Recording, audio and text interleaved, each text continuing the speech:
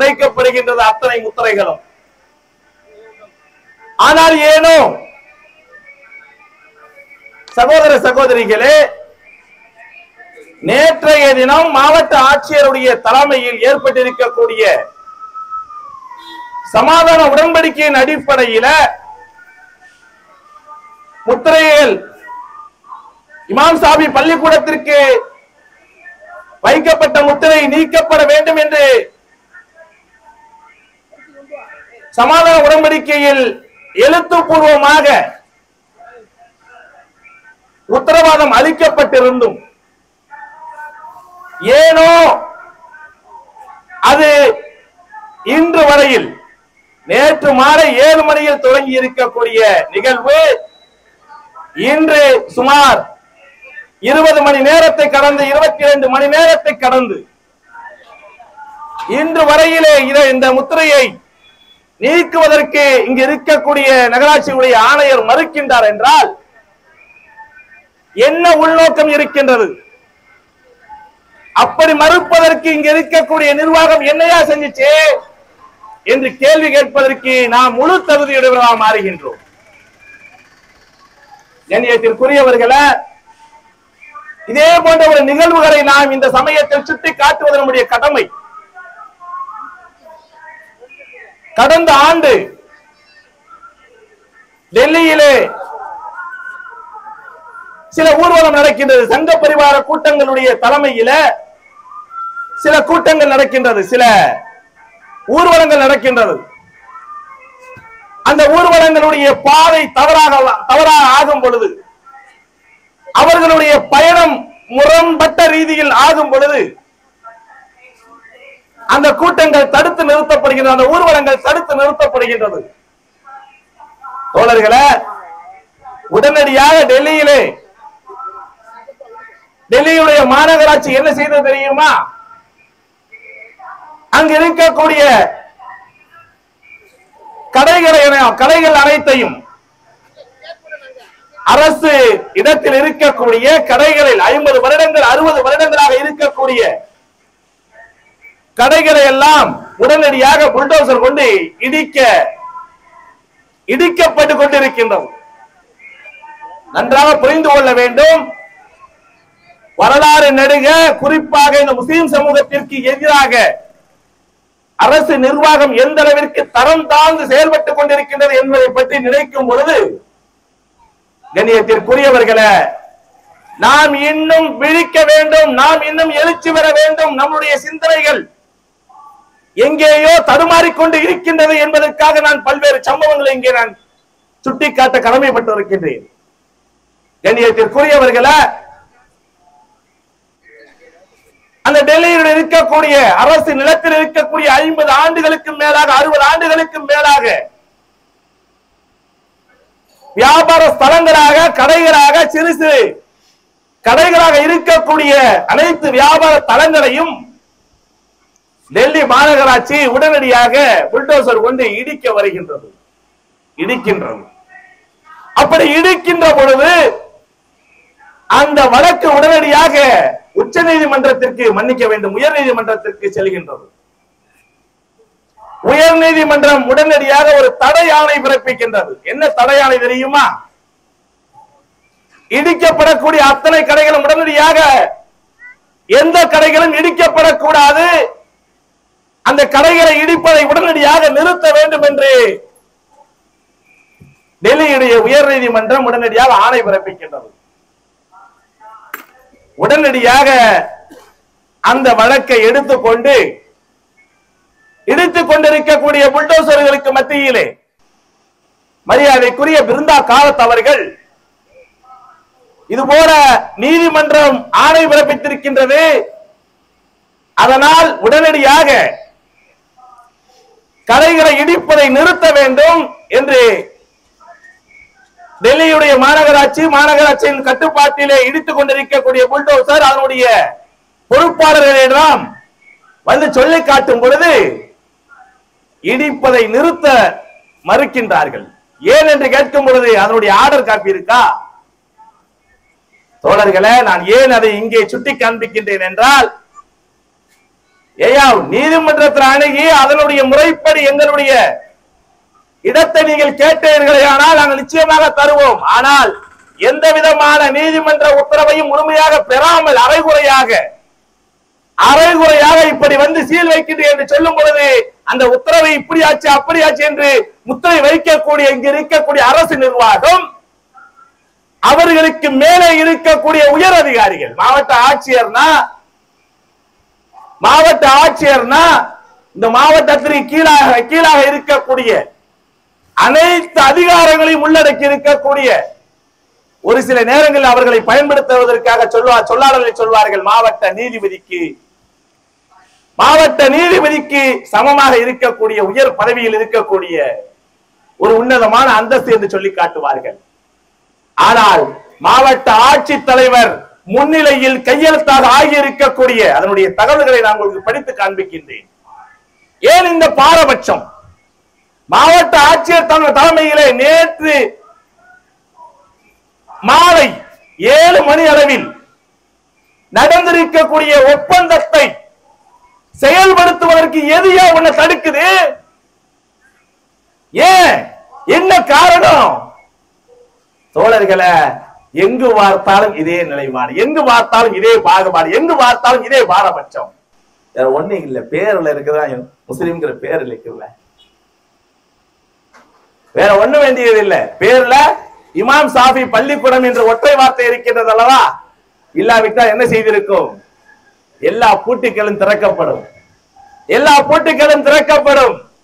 பேர் மட்டும் மாறி இருந்தவையானால் இது இன்று நேற்றல்ல, எங்கு பார்த்தாலும் இந்த செய்தி இருந்து கொண்டிருக்கிறது. அது கொஞ்சம் கொஞ்சமாக தமிழகத்தில் இருக்கக்கூடிய அரசு அதிகாரிகளுக்கு மத்தியில் ஊடுருவி கொண்டிருக்கின்றது. எதையா உன்னை தடுக்குது? எது உன்னை தடுத்துச்சு? அதுக்குள்ள இன்னைக்குள்ள தம்பி வந்து காமிச்சாப்புல உடனே நன்றி போஸ்டர் எல்லா இணையதளத்திலும் இங்க இருக்கக்கூடிய இமாம் சாஃபி பள்ளிவாசல் நேற்று இது முடிஞ்ச உடனே அக்ரிமெண்ட் முடிஞ்ச உடனே மாவட்ட ஆட்சியர் தலைமையில் அக்ரிமெண்ட் முடிஞ்ச உடனே முதலமைச்சருக்கு நன்றி சொல்லியாச்சு, இங்க இருக்கக்கூடிய சட்டமன்ற உறுப்பினருக்கு நன்றி சொல்லியாச்சு. தம்பி அப்புறமா நோட்டீஸ் கொடுங்கம்மா, நோட்டீஸ் அப்புறம் கொடுங்க. இங்க இருக்கக்கூடிய சட்டமன்ற உறுப்பினருக்கு நன்றி சொல்லியாச்சு. என்னது? இந்த பள்ளிக்கூடத்தை திறந்து விட்டார்கள், திறந்து விட்டார்கள். முதலமைச்சருக்கு நன்றி, சட்டமன்ற உறுப்பினருக்கு நன்றி, இங்க இருக்கக்கூடிய எல்லாருக்கும் நன்றி. ஐயா திறந்த பிறகா சொல்லுங்கள் ஐயா, உங்க அரசியலை பண்ணிக்கீங்க. அப்படித்தான் இந்த மக்களை ஏமாற்ற முடியும்னா காலங்காலமாக இப்படித்தான் ஏமாற்றி வருகின்றீர்கள். செய்து கொள்ளுங்கள். நாங்கள் அதை கூட மறுக்கவில்லை, அதை கூட தடுக்கவில்லை. ஆனால் திறக்காத பள்ளிக்கூடத்திற்கு பள்ளிக்கூடத்துடைய முத்திரை உடைக்கப்படாத முத்திரைகள் திறக்கப்படாத சமயத்தில் நன்றி தெரிவித்து விட்டீர்கள். எதை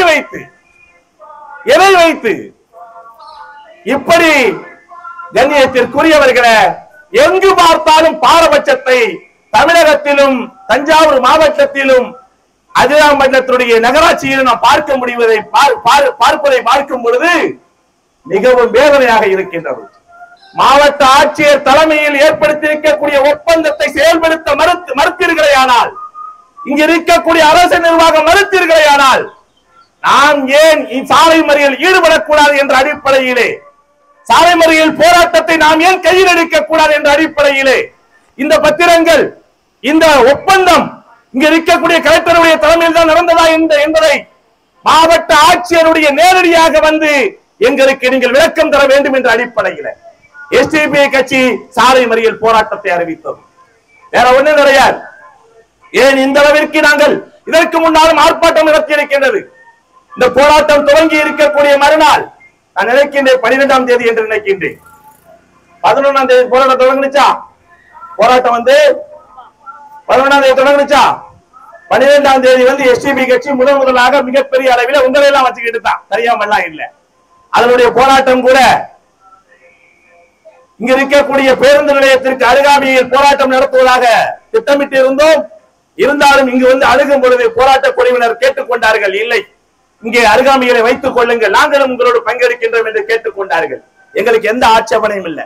எங்களுடைய கருத்துக்கள் ஒட்டுமொத்த மக்கள் மன்றத்திலே செவிகளுக்கு செல்ல வேண்டும். இங்க இருக்கக்கூடிய அதிகாரிகளுக்கு, இங்க இருக்கக்கூடிய ஆட்சியாளருடைய உள்ளங்களை திறந்து இங்க இருக்கக்கூடிய பள்ளிக்கூடத்தை மூடி இருக்கக்கூடிய முத்திரைகள் திறக்கப்பட வேண்டும் என்பதை நோக்கமே தவிர வேறொன்றும் இல்லை என்ற அடிப்படையிலே 12ஆம் தேதி இங்கு இதே பகுதியிலே இந்தியன் பேங்க் பக்கத்துல எஸ்டிபி கட்சி மிகப்பெரிய அளவிலான கண்டன ஆர்ப்பாட்டத்தை ஆரம்பித்து வைத்தது. நாம் அன்றைய தினமே சொல்லி காண்பித்தோம், இது முஸ்லிம்கள் முன்னெடுக்கக்கூடிய போராட்டம். இந்த போராட்டம் எங்களிடம் கேட்டுக்கொண்டார்கள், இதை வேற மாதிரி நடத்தலாமா என்று இங்க இருக்கக்கூடிய போராட்ட சொல்லி கேட்டுக்கொண்டார்கள். நான் அன்றைய சொல்லி காண்பித்தேன், 12ஆம் தேதியை சுட்டி காண்பித்தேன்.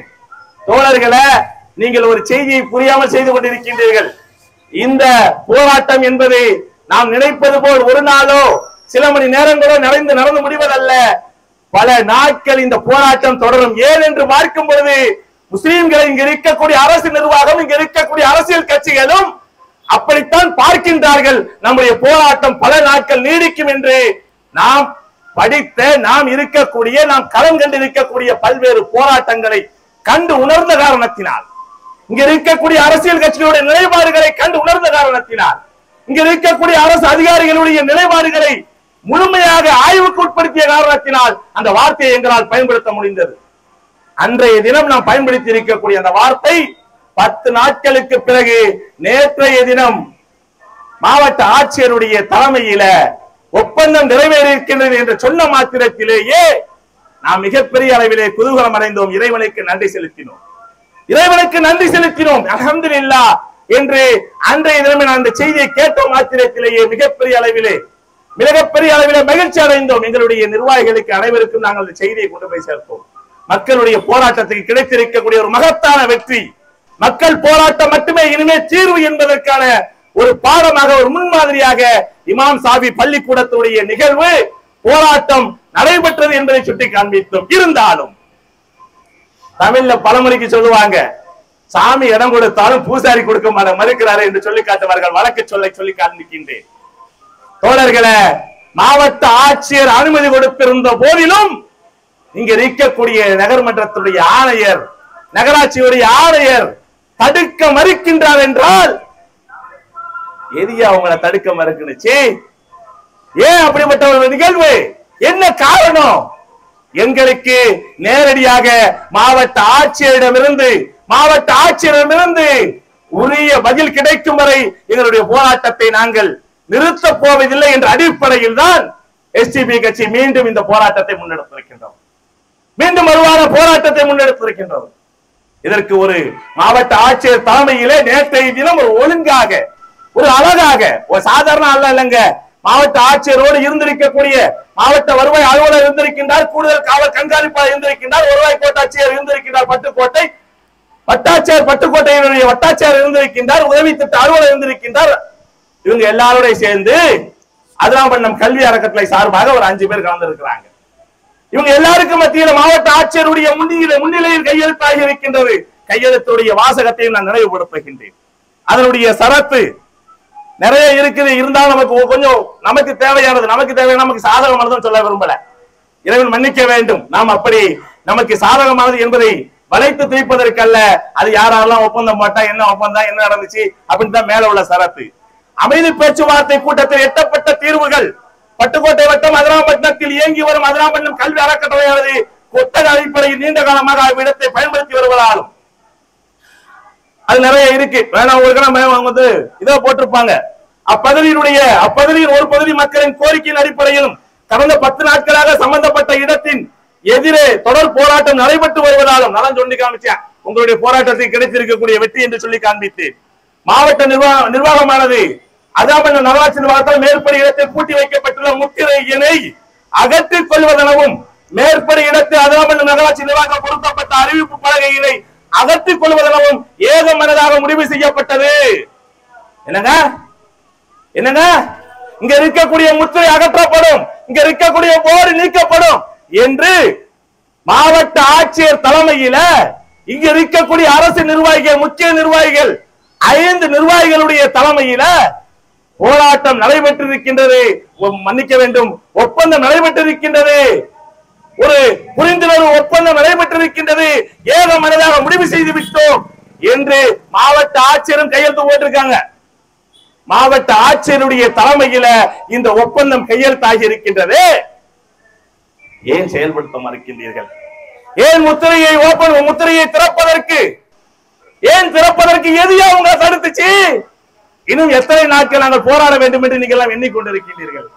தோழர்களே, இவைகளுக்கு நாம் தீர்வுக்கு வர வேண்டும் என்றால், இவைகளுக்கு நாம் தீர்வுக்கு மாவட்ட ஆட்சியருடைய ஒப்புதல் நமக்கு தேவை என்றால், அந்த ஒப்புதலின் அடிப்படையிலே இங்கே செயலாற்ற வேண்டும் என்றால், இங்க இருக்கக்கூடிய நிர்வாகம், இங்க இருக்கக்கூடிய அரசு நிர்வாகம், இங்க இருக்கக்கூடிய நகராட்சி ஆணையர் அவருடைய ஏதோ கசடு இருக்கின்றது.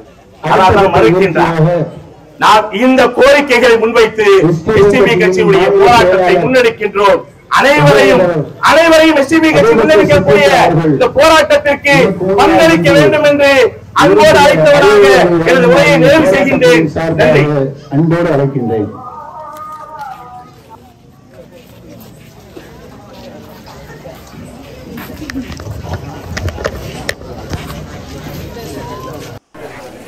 بسم الله الرحمن الرحيم. الحمد لله رب العالمين، والصلاة والسلام على أشرف الأنبياء والمرسلين وعلى آله وصحبه أجمعين. الحمد لله. உங்களுடைய போராட்டத்துடைய குணத்தினால இங்க இருக்கக்கூடிய போராட்ட குழுவிற்கும் என்னோடு வருகை தந்திருக்கக்கூடிய எஸ்டிபி கட்சியுடைய மாவட்ட நிர்வாகிகளுக்கும் வருகை வந்து இந்த போராட்ட களத்தை முன்னின்று நடத்தி கொண்டிருக்கக்கூடிய அனைத்து உலமா பெருமக்களுக்கும், பெரியோர்களுக்கும், சகோதரிகளுக்கும் ஆரம்பமாக என்னுடைய சலாத்தினை சொல்லிக் கொண்டு ஆரம்பிக்கின்றேன். அஸ்ஸலாமு அலைக்கும் வரஹ்மத்துல்லாஹ். கண்ணியத்திற்கும் பெரும் மதிப்பிற்கும் உரிய சகோதர சகோதரிகளே, இந்த போராட்ட களத்தின் மூலமாக சில செய்திகளை நாம் உள்வாங்க வேண்டும் என்ற நோக்கத்தின் அடிப்படையில்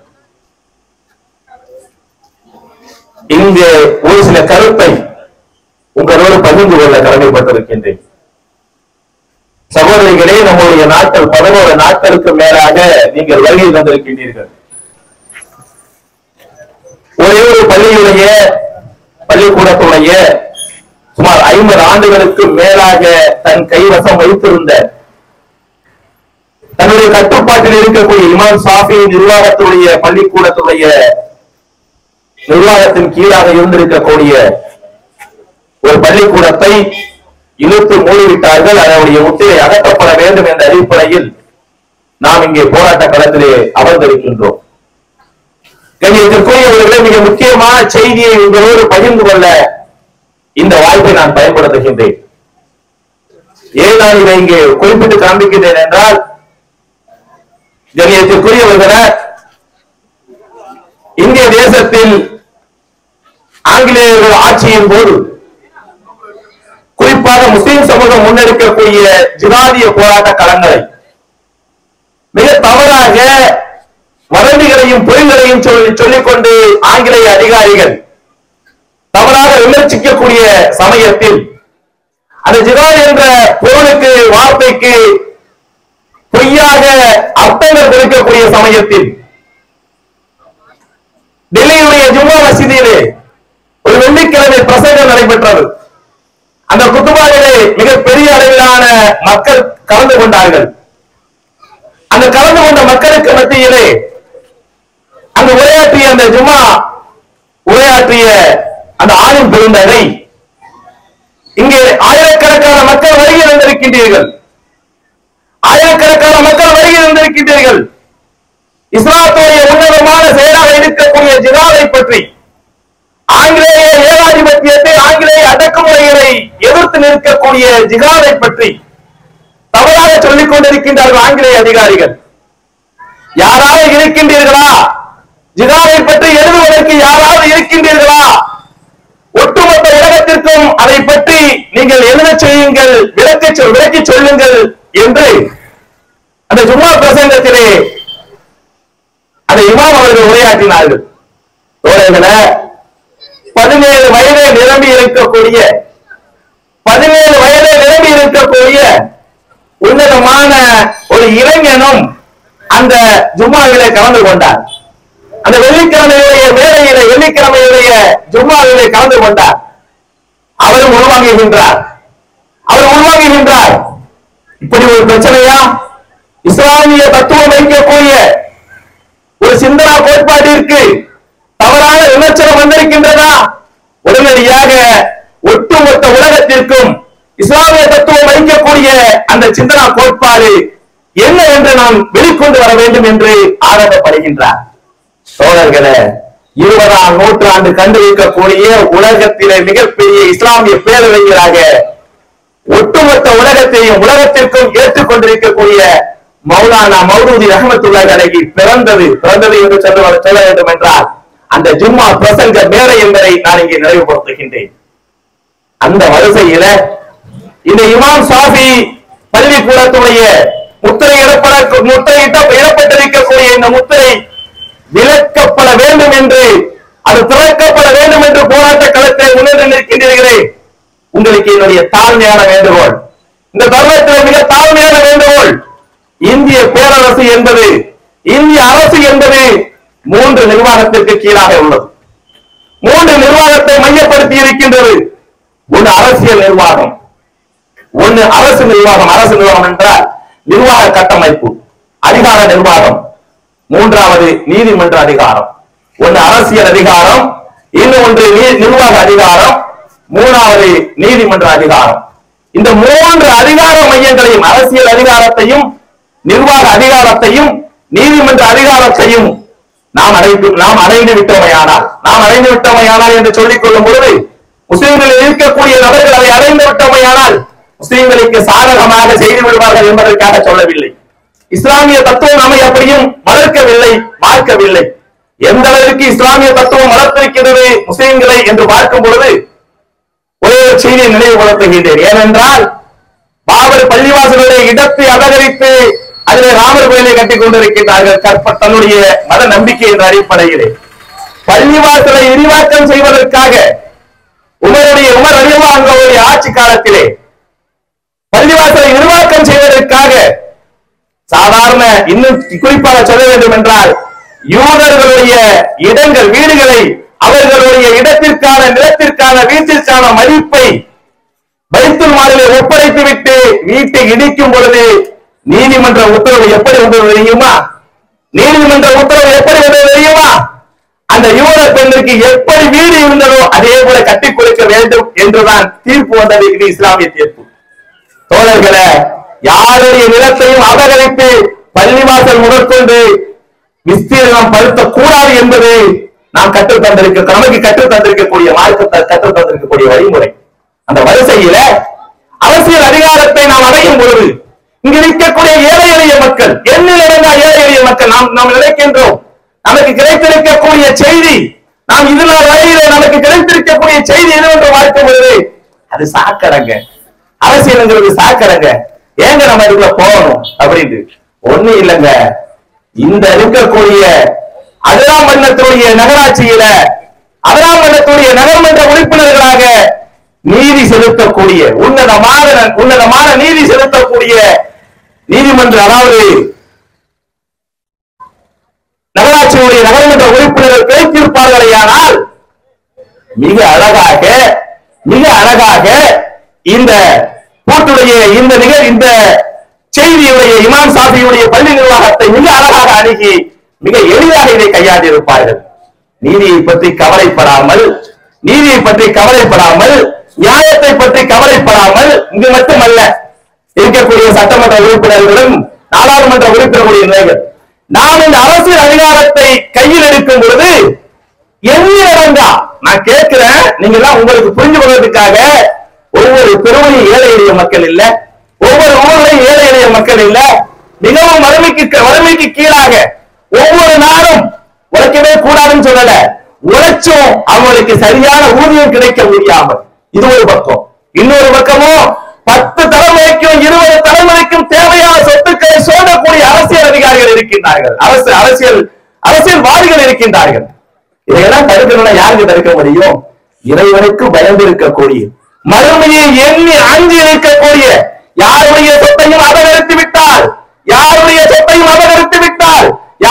குணத்தையும் அபகரித்து விட்டால் மறுமை நாளிலே இறைவன் முன் இருக்க வேண்டுமே என்ற அச்சத்தோடு இருக்கக்கூடியவர்கள் அரசியல்வாதிகளாக வரும் பொழுது, இந்த அரசியல் நிர்வாகத்தை அடையும் பொழுது இங்கு இருக்கக்கூடிய ஒவ்வொரு மக்களும் எல்லா மக்களும் தான், இந்துவா இருக்கட்டும், முஸ்லீமா இருக்கட்டும், கிறிஸ்தவா இருக்கட்டும். ஏனென்றால் இறைவனுடைய மார்க்கத்தை நாம் படிக்கும் பொழுது சாதாரண 6 மாதங்களுக்கு தவறு செய்து விட்டால் கூட, அதாவது இம்சை செஞ்சிட்டால் கூட மறுமையில கைவதி இருக்கிறதுதான் நம்ம கோட்பாடு. இஸ்லாம் நமக்கு கற்று தந்திருக்கக்கூடிய வழிமுறை. நாம் பாரபட்சம் பார்த்து விடக் கூடாது. இந்து என்றோ முஸ்லீம் என்றோ கிறிஸ்தவ என்றோ பாரபட்சம் பார்த்து விடக் கூடாது என்ற சித்தாந்தத்தில் என்ற உன்னதமான கொள்கைக்கு சொந்தக்காரர்கள் நாம் இந்த அரசியல் அதிகாரத்தை அடையும் பொழுது எல்லா மக்களும் சந்தோஷமா இருப்பாங்க. அதே போல இரண்டாவது இருக்கக்கூடிய நேரத்தை பொறுத்துக் கொண்டு குறைவாக பேச விரும்புகின்றேன். வாய்ப்பு கிடைக்கும் போது நிறைய பேசுகின்றேன். தோழர்களே, சகோதரர்களே, சகோதரிகளே, இரண்டாவது நிர்வாக அதிகாரம். என்னங்க நிர்வாக அதிகாரம்? நீதி செலுத்தக்கூடிய ஒண்ணு இல்லைங்க. இன்னைக்கு நடந்திருக்கக்கூடிய ஒற்றை செய்தி தான். மாவட்ட ஆட்சியர் கையெழுத்து போட்டு வந்துட்டாங்க. என்ன செஞ்சிருப்பாங்க? உண்மையாகவே நீதி செலுத்தக்கூடிய ஒரு நகராட்சி ஆணையரை பெற்றிருந்தோமையானால் அங்க ஆனவன இங்க தவறு கொடுத்திருப்பாரு. 24 மணி நேரத்துக்கு மேலாக நாம் இன்று அமர்ந்திருக்கவே மாட்டோம். ஆனால் இன்று வரையில் இன்று மட்டுமல்ல இன்னொரு செய்தியை நான் அதனால் பண்ணவால் மக்களுக்கு நினைவுபடுத்துகின்றேன். லட்சக்கணக்காக சம்பாதிக்கின்றோம். ஆனால் நான் அறிந்த வரையிலே ஒரு சமயம் இருக்கலாம், என்னுடைய அறிவுக்கு எட்டாமல் இருக்கின்றது. இது நாள் வரையிலே 30,000க்கும் மேற்பட்டு இருக்கக்கூடிய இங்கு இருக்கக்கூடிய மக்கள் அரசு நிர்வாகத்தை நாம் அடைய வேண்டும் என்று எண்ணம் போல தோன்றவில்லை என்று நான் நினைக்கின்றேன். குறிப்பாக சொல்ல விரும்புகின்றேன், அரசியல் அதிகாரத்தை எப்படி அடைய வேண்டும் என்று ஆசைப்படுகின்றோமோ, எப்படி அடைய வேண்டும் என்று எண்ணிக்கொள்கின்றோமோ, அதே போல நிர்வாக அதிகாரத்தை நோக்கி நாம் கவனம் செலுத்த வேண்டும். நிர்வாக அதிகாரத்தை நோக்கி கவனம் செலுத்தாத காரணத்தினால் கிள்ளிக்கிளைகளாக ஆக்கப்படுகின்றோம். எங்கேயோ போனா நம்ம நினைக்கலாம், அங்க இருக்கக்கூடிய வருகை வந்திருக்கக்கூடிய சகோதரிகள் நிறைய பேர் இருக்கீங்க. நம்ம நினைக்கலாம், இங்கே வெளிநாடு போயிடுறாங்க, 50,000 சம்பாதிக்கிறோம், 1 லட்சம் சம்பாதிக்கிறாங்க, 1 லட்சம் சம்பாதிக்கிறாங்க, நிம்மதியா இருக்கிறோம் நினைக்கிறோம். ஒரே செய்தி, இதே தஞ்சாவூர் மாவட்டத்தில் செந்தில் வேலன் என்று சொல்லக்கூடிய ஒரு மாவட்ட கண்காணிப்பாளர் இருந்தார். எனக்கு நன்றாக பரிச்சயம் இருக்கின்றது. சகோதரிகளே, சகோதரர்களே, அவரு எம்பிபிஎஸ் டாக்டர். ஆனா என்ன செஞ்சாருன்னா, தன்னுடைய டாக்டர் பதவியை ஓரமாக வைத்துவிட்டு எஸ்பியா உட்கார்ந்து இருந்தார். ஏன்? எஸ்பி டாக்டர் அளவுக்கு சம்பாதிக்க முடியாது. ஆனா எஸ்பிங்கிறது ஒரு அதிகாரம், மாவட்ட கண்காணிப்பாளர் ஒரு அதிகாரம் என்பதை கையில் எடுத்துக்கொண்டு ஒட்டுமொத்த மாவட்டத்திற்கு இன்னைக்கு எங்கேயோ போயிட்டார், அது வேற விஷயம். அதே போல சகோதரிகளே, சகோதரர்களை வருகை இருக்கக்கூடிய லட்சக்கணக்கான ரூபாய் என்பதை விட நிர்வாக அதிகாரத்தை நோக்கி நாம் செல்ல வேண்டும். நிர்வாக அதிகாரத்தை நோக்கி நாம் சென்றிருக்கும் பொழுது இந்த போட்டுக்கள் மிக எளிமையாக உடைக்கப்பட்டிருக்கும். நான் சொல்ல வேண்டியது அப்படித்தான் சொல்ல விரும்புகிறேன். மிக எளிமையாக உடைக்கப்பட்டிருக்கும். அதே போல நீதிமன்ற அதிகாரத்தை நாம் கவனம் செலுத்த வேண்டும். என்ன இருக்குது? எப்படி இருக்குது? நீதிமன்றங்களில் உட்கார்ந்து கொண்டு தவறான தீர்ப்புகள் வழங்கிக் கொண்டிருக்கின்றன. நீதிமன்றங்களிலே நீதி வழங்கி இருந்தார்கள். ஆனால் எனக்கு முன்னால் இமாம் அவர்கள் சுட்டிக்காட்டினார்களே, பள்ளிவாசலுடைய இடம் எந்த கோயிலையும் இடிச்சிட்டு கட்டல, 450 ஆண்டு கால பள்ளிவாசல் இருந்தது. எல்லாமே எங்களுக்கு தெரியும். யாருடைய மதங்களை, யாருடைய நம்பிக்கையின் அடிப்படையிலோ, பெரும்பான்மை மக்களுடைய நம்பிக்கையின் அடிப்படையில நாங்கள் இடத்தை தார வாய்க்கின்றோம். பெரும்பான்மை மக்களுடைய நம்பிக்கையின் அடிப்படையில இன்னாருக்கு தூக்கு. தோழர்களே, இப்படித்தான் இருக்கு. அந்த நீதிமன்ற அதிகாரத்தை நாம் கையில் இருக்கும் போது நிச்சயமாக இன்ஷா அல்லாஹ் சரியான நீதி இங்க இருக்கக்கூடிய இந்துக்களுக்கும், இங்க இருக்கக்கூடிய முஸ்லிம்களுக்கும், இங்க இருக்கக்கூடிய கிறிஸ்தவ மக்களுக்கும், இங்க இருக்கக்கூடிய சீக்கியர்களுக்கும், அனைத்து மக்களுக்கும் இஸ்லாம் சமநீதி வழங்கு என்று இஸ்லாம் சொல்லி காட்டுகின்றது. கண்ணியத்திற்குரிய பெரியோர்களை, இளைஞர்களை, இந்த அதிகார மையங்களை, அரசியல் அதிகாரமும் நிர்வாக அதிகாரமும் நீதிமன்ற அதிகாரமும் கையில் எடுக்காத காரணத்தினால், அதை கைப்பற்றாத காரணத்தினால் நாம் போராடி கொண்டே இருக்கிறோம். போராடவே கூடாது, போராட்ட குலத்தை விட்டுவிட வேண்டும் என்பது என்னுடைய நோக்கம் அல்ல. 75 ஆண்டுகளாக இந்த நிர்வாக அதிகாரங்களை நாம், இந்த அதிகார மையங்களை நாம் ஆக்கிரமிக்காத காரணத்தினால் நமக்கு ஏற்பட்டிருக்கக்கூடிய இழப்பு. அன்று ஒரு ஜும்மா பயானிலே ஒரு மிகப்பெரிய ஒரு இஸ்லாமிய பேரறிஞர் கிடைத்தார். இன்று என்னுடைய உரையின் மூலமாக வருகை தந்திருக்கக்கூடிய சகோதர சகோதரிகள், அதனால் சகோதர சகோதரிகளிடம் அன்பான வேண்டுகோள், அரசியல் அதிகாரத்தையும் நிர்வாக அதிகாரத்தையும் நீதிமன்ற அதிகாரத்தை நோக்கி நாம் பயணம் செலுத்த வேண்டும். 25 ஆண்டுகளாக இந்த சமூகம் கிடைத்திருக்கக்கூடிய இந்த சமூகம் அடைந்திருக்கக்கூடிய அத்தனை இன்னல்களையும் உடைத்தெறிவதற்கு இந்த எல்லா அதிகார மையங்களையும் நாம் நம்முடைய சிந்தனையில் உள்ளே செலுத்தி நம்ம வரக்கூடிய நம்முடைய தலைமுறைகளை இந்த எல்லா அதிகார மையங்களையும் அபகரித்து என்று சொல்வதை விட அலங்கரித்து ஒட்டுமொத்த மக்களுக்கும் சமநீதி ஒதுக்கக்கூடிய அனைத்து மக்களுக்கும் சமநீதி வழங்கக்கூடிய ஒரு உன்னதமான தத்துவத்தை இந்த இந்திய தேசத்திற்கு வழங்க வேண்டும் என்று இந்த தருணத்தை கேட்டுக்கொண்டு வாய்ப்பளித்தமைக்கு நன்றி நிறைவு செய்கின்றேன். நன்றி. சலாம்.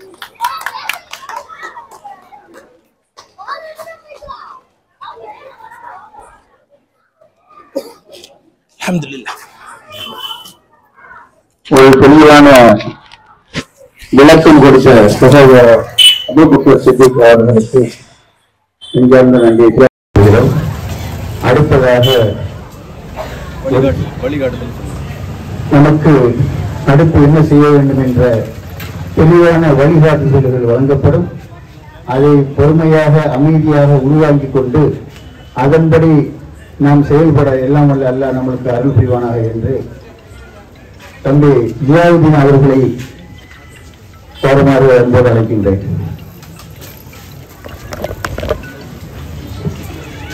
Subscribe to Creativity channel, do like, share, comment and click the notification bell so that you will be notified every time we post a new video.